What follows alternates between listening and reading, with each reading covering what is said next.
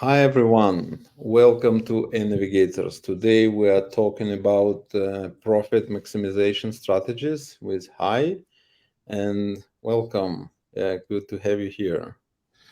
Thanks for having me, Oleg. And great to meet you again. I'm very excited to talk about how we can maximize the profits on Amazon, Walmart, and other marketplaces. Yeah, absolutely.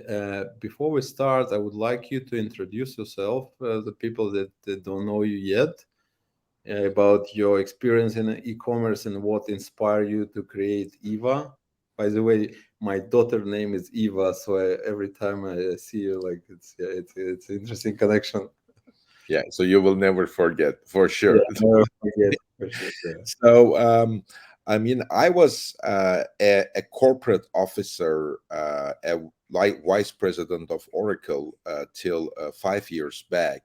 But one of the things that I did as a side investment was investing into my current co-founder's Amazon business. And that was like a 10 years journey, and he was able to grow the business to 8 figures, Amazon private label business, which was really great. And at some point we said, like, came together and started talking about what really may make us successful, like what was the essence of the success on Amazon.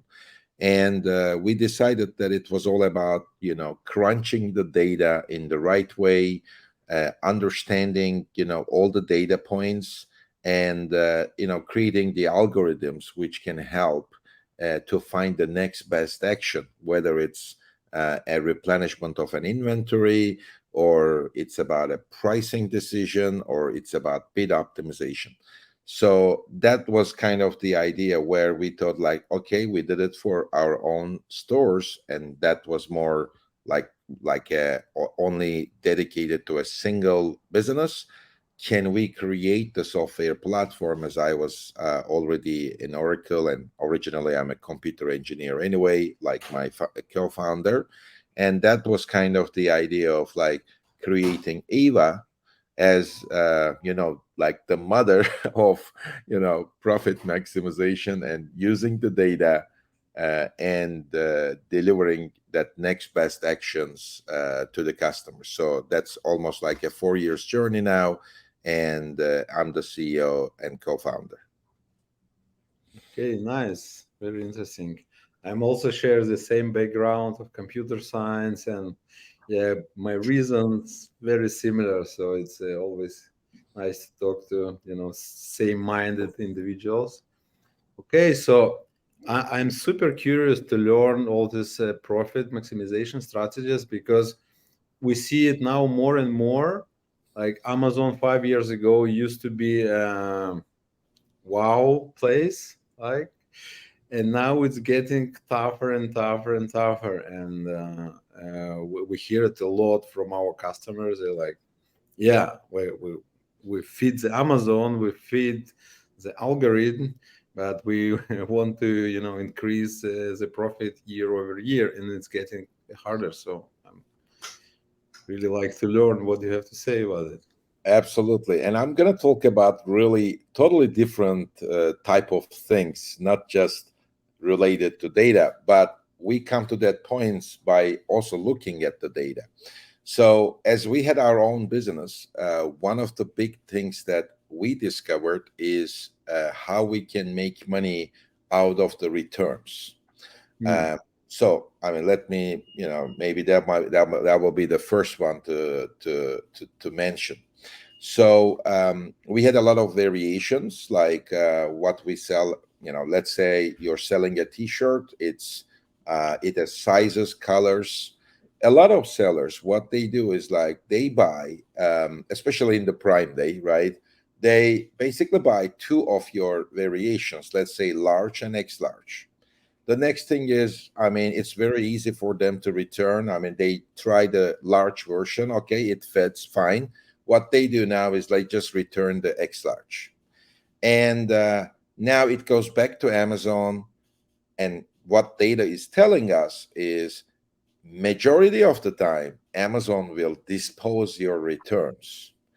And why we are saying that, because with one of the brands, we discovered that once we send all the items to our warehouse, um, 70% of the returns, you can send it back to Amazon in the new condition.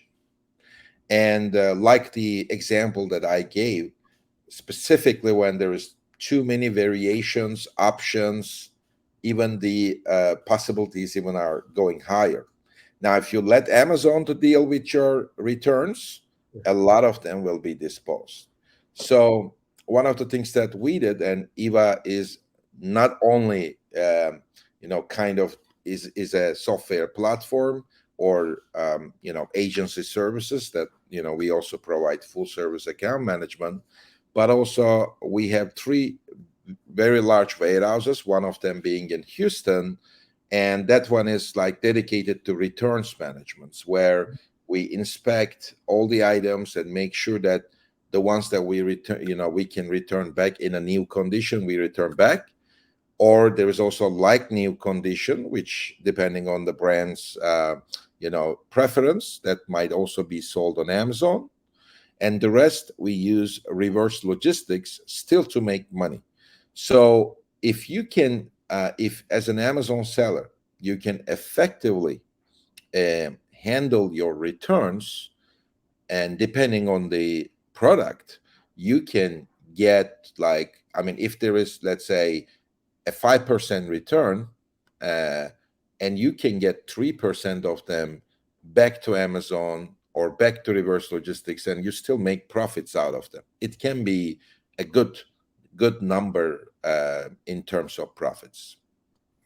Yeah, I absolutely agree with you. I think Amazon customers, they get spoiled year over year, and all what you describe, like all the returns, let's try two things, and they also buy few items from different brands, check it and send back what they don't like, and we even have some complaints like, yeah, I get return, but it's not my product, it's my competitor product, like so. And yeah, definitely many brands we work with, they neglect it because it's a lot of hassle and it's complicated. And okay, so what's next? So we saved, let's say, maybe a 5% profit. That's always good, to start with that. And the next thing, really, by the way, associated with what you said, we started to see that there is a fraud in the returns too. Now, it depends on the product again, very interesting, depends on the category, like, for example, beauty, apparel, we see more fraud. Like, what is the fraud? For example, uh, can be intentional, unintentional, obviously. The intentional one is exactly what you said. The customer returns something else, even sometimes a competitor product, or buys a new shoe, sends an old shoe. I mean, things like that. There is also another thing. A lot of times, these customers forget the return. Let's say the time frame is like 30 days or 45 days, and they return after 46 days. Now, Amazon will still compensate them, but you need to open, like, as an Amazon seller, a case where you need to claim the reimbursement for that specific return, because it's not done during the time frame where the consumer should return it. Now, it sounds easy. The problem is, if you are an Amazon seller selling like $1 million, and you're selling like thousands of this stuff every month, I mean, it will be extremely hard to navigate every single order, to understand what's going on with each order. Now, this comes into the reimbursements. Actually, obviously, there are two types of Amazon sellers, the vendors, and on both sides, uh, Amazon is doing a fair number of mistakes, let's say, which is normal, right? I mean, it's all Yeah. human.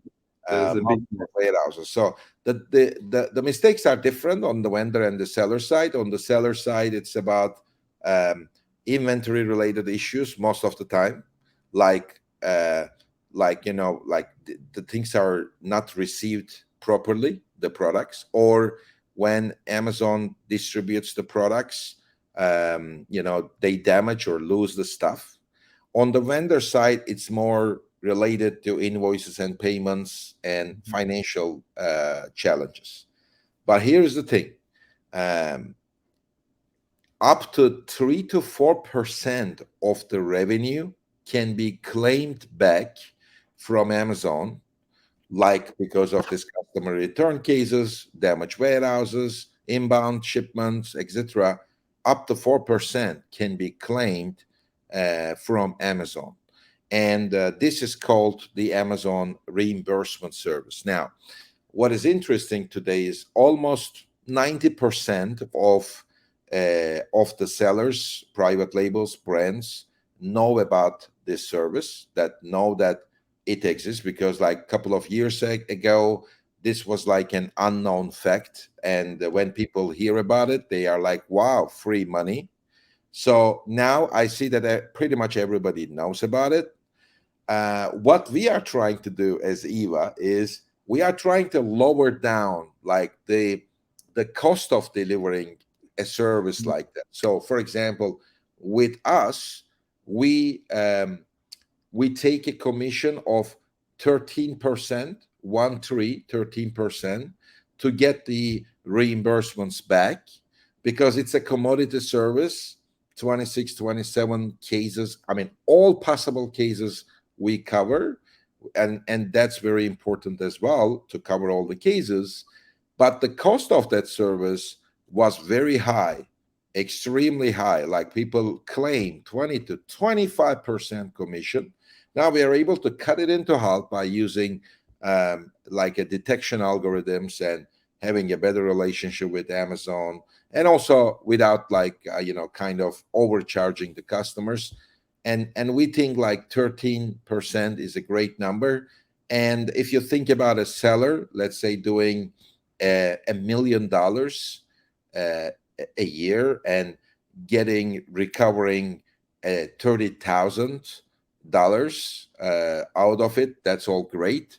And to recover that $30,000, then the seller can pay roughly $4,000 instead of $8,000. So it's like there's a double saving possibility here. Once by recovering the 30,000, and second, cutting the service cost by half and only paying 4,000. So it's kind of a great saving for the Amazon sellers. That will be the next thing that every Amazon seller is doing in some form and shape, reimbursements. But please ask how much you are paying for it, because that will be the differentiator today. Okay, awesome. Yeah, you're talking about the super important stuff that really like stack up month by month, day by day. Usually, other people talk more about sexy optimization. Let's do some tricks and PPC, whatever. Yeah, okay, I like it. And I totally agree with you. I had this call with very big brand a few weeks ago, and they mentioned like, yeah, we get this reimbursement service. It was nice, but when we get the how much they charge for it, and actually this is more or less yeah it's not rocket science. I believe 80% of the cases it's very just you just repeat the appeals and do the tickets and everything, right? Yeah, so Absolutely. it's Absolutely. So, like to pay 25% for a service like that is absolutely ridiculous. And that was the one of the reasons, like we thought, like why people try to charge such amount of money. I mean, as you said, like most of it is now a commodity service, but it takes a lot of time. Like yeah. I wouldn't do it on my own. Give it to somebody, but with a reasonable kind of a commission.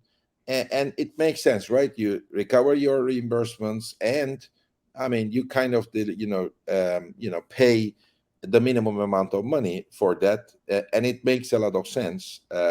And by the way, another option, if the sellers want, hey, but what if this, let's say, the Eva service is not able to get 5% of the reimbursements? Okay, my recommendation as an Amazon seller, what I would do, get two reimbursement companies. Get the first one, like get Eva, to do the first harvest. 90 days later, get another one to do the second harvest. So nobody complains. It's Smart a win idea. I win like win it. strategy, right? So everybody wins. So that will be reimbursements, a good amount of money that can come back to your account in a painless way, without like dealing with VAs or anything. Because I know that some of the sellers always like, okay, I can even say more. Just let me get a VA, let him do the reimbursements. Hey, you can save now probably another $500, but you're going to lose then maybe 30% of the reimbursements by just relying on someone. And there is always a risk of account related issues, just because you are using someone somewhere in the world that you don't know. So because there is a lot of restrictions in the way that you should connect to the account, open the case, claim, follow up the case, and etc. So that will not be a recommended approach from my side. But that's the Okay. second one. Should I go Nice. for another one, a last one? Yeah, yeah, yeah, yeah. I'm open to learning. We can I always want continue. to- I always try to, it's sometimes when I meet with the Amazon sellers, I tell them, right, it's not about growth. You can grow on Amazon if your product is a good one, but 50% of the people that I talk to, they don't even know if they are profitable or not. Like, or is that the expected profit? Is this what they should get from Amazon? So profitable growth is the most important thing, right? To get the cash back is the most important. So, and bringing the traffic is the job of the advertisers, and which is super important, because traffic theoretically is unlimited growth, right? You can bring unlimited traffic theoretically. uh, and then the problem becomes the conversion. Like, can you convert? And one of the things that I see with the conversion, it's a question of the price. I mean, the conversion is like, once the advertising is doing the job and the consumer is already on your listing, now it's about the listing, it's about the price, it's about the reviews and ratings. um, I mean, I don't want to talk about listing optimization. Again, I feel it's a commodity thing now. I mean, it's pretty much clear how to optimize a listing, and the material difference even between two agencies and you doing internally would be very much the same thing. It's really a commodity. But one of the things you need to know is, like, is your price converting? So what we do is, like, we recommend to use a dynamic pricing, or, to be very precise for the private labels and brands, a dynamic promotion system, Mhm. rather than a static price, or changing the price a couple of days or weeks. We do a dynamic promotion system, which means, for example, if the demand is increasing, maybe reduce the promotions a bit, or if the demand is decreasing, increase the promotions. If your inventory is getting lower, maybe you can sell it for a higher price. Or if your conversions are decreasing compared to the category conversions, you may reduce the price, or you can define your price according to another ASIN, and, for example, make sure that you're always 5% cheaper, or things like that. So there are multiple strategies around pricing, which can be done manually if you are sitting in front of your computer and dealing with that hours every week. or day, then you can always modify your price depending on all this type of context parameters. And it can increase your sales if you do the right things, and you can increase the conversion rate, which can really help. But at the same time, you can also use an algorithm like Eva, which can do that dynamic discounting for you, which is, I think, a beautiful use of artificial intelligence to decide what should be the best promotion or discount or price at any given point of time. That's what I think it might be the third way to maximize the profits. Yeah, it's always amazing to talk to same-minded individuals, and I feel very connected because price management is one of our know-hows. So we use it a lot, and sometimes it's not easy for us to convince brands, especially they have a lot of presence outside of Amazon so they have like price parity, etc. So this is the part of the game on Amazon, right? So you need to be pricing. It's one of the fastest tools to manage the conversion, and yeah. So yeah. Absolutely. Yeah. I mean, because think about this, if your conversion is 10%, and if you can make it 11%, you can reduce the A cost by 10%. So the numbers are super, like really big if there is a possibility to increase the conversion. Not an easy thing, but at least I would recommend every seller to check what is the conversion rate at the category, what's going on versus like with the categories like 13% and you are converting at 7%. There is something wrong, right? There is absolutely something wrong, because if you start blaming, like for example, if they use your service, and you can also blame you, hey, your ACOS is too high, or I mean, why this advertising is not going well, or things like that. But the problem is with the conversion, not with advertising. So, and there might be multiple reasons for that. Price is one of them, but typically it's price, because as I said, listings are all optimized, but the price creates a differentiator, with the assumption that everything else is already done in the right way. And most of the Amazon sellers do the pricing, the image optimization and listing optimization in the right way, but sometimes they do not accept that they have the right price.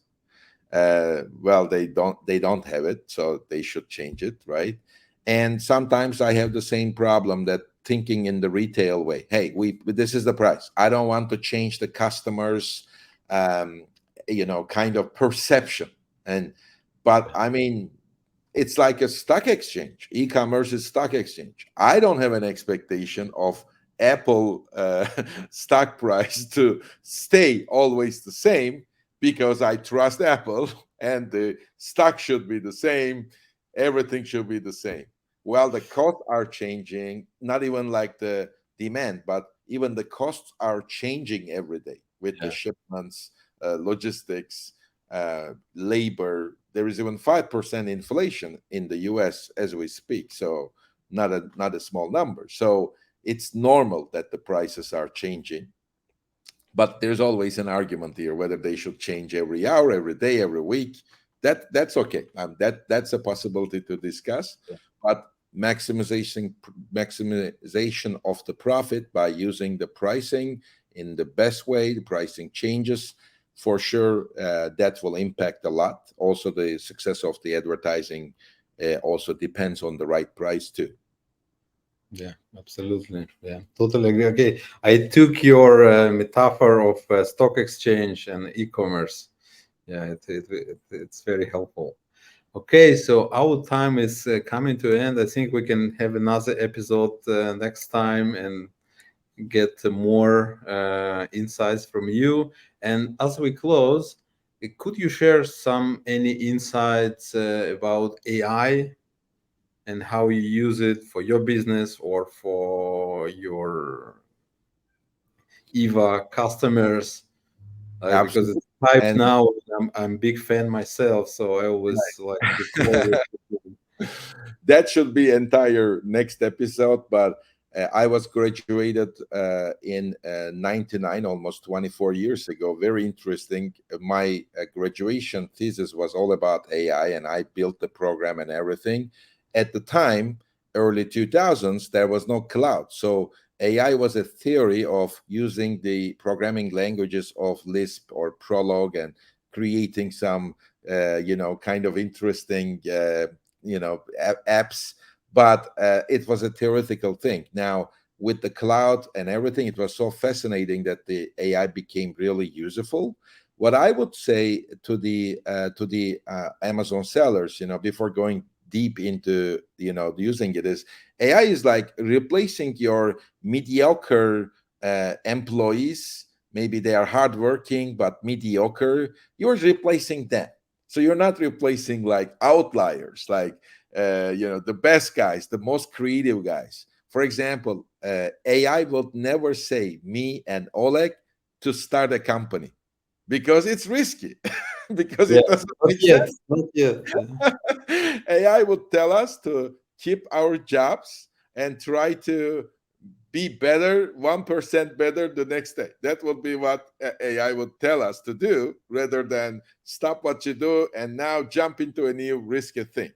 And also, AI doesn't know, AI only knows the context that you give to AI. So, for example, if you are doing advertising and you feed AI with all the advertising data, but if the engine doesn't know anything about pricing, obviously it will not know. I mean, so the decisions will not be based on price or inventory or etc. So the more you feed, the better you get. Like, it's all about the context that AI works. If the context is unclear, AI will work less. But I mean, I'm really fascinated. I see the use cases in pricing, inventory management, as well as on advertising. Obviously, these are the three main areas. We also leverage it a lot in the advertising space at this moment. And we can, and I think, with Chat GPT now, listing creation, optimization, I mean, any type of content creation for your blogs and Amazon posts, this is becoming almost like a piece of cake now. I mean, I'm not sure in a year what a content manager will do, other than managing Chat GPT or similar tools. Like, that's what they will do, right? So the future is amazing on that. Okay, thank you very much. It was pleasure talking to you. Uh, And that's it for today. And thank you. Thank you, Oleg. Thanks for having me.